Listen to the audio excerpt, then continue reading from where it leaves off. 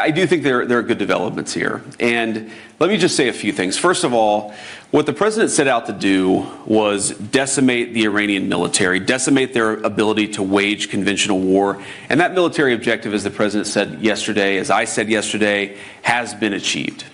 And because of that, what the president did is he basically issued an ultimatum to the Iranians. He said, open up the straits, stop trying to hold the world's economy hostage, and we'll engage in a ceasefire. And that's exactly the agreement that we came to last night. The Iranians have agreed to open up the straits. The United States has agreed to stop attacking.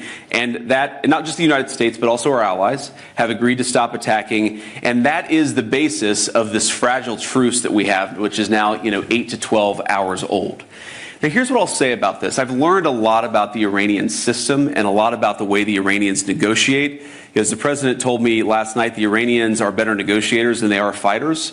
I'm sure they don't like to hear that, but it's true.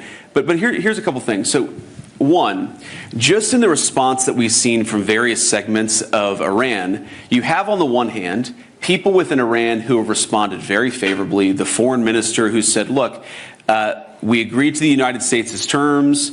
We'll do a ceasefire, we'll do a negotiation, we'll open the Straits of Hormuz, and then we'll see if we can come to more agreement down the road. So some of the people have responded favorably and have said the right things.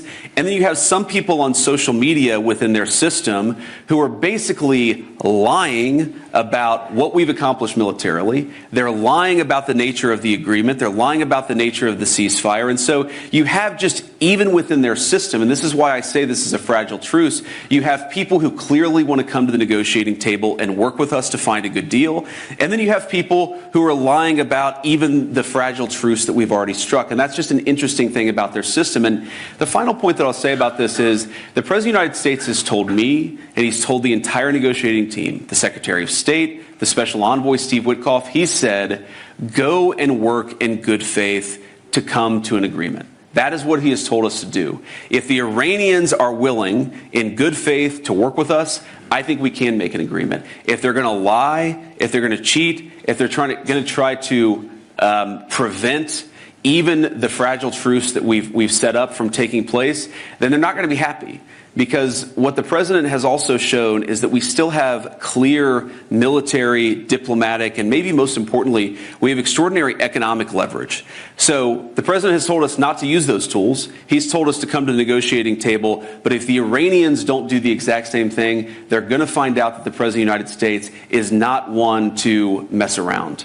He's impatient. He's impatient to make progress. He has told us to negotiate in good faith. And I think if they negotiate in good faith, we will be able to find a deal. But that's a big if. And ultimately, it's up to the Iranians how they negotiate. I hope they make the right decision.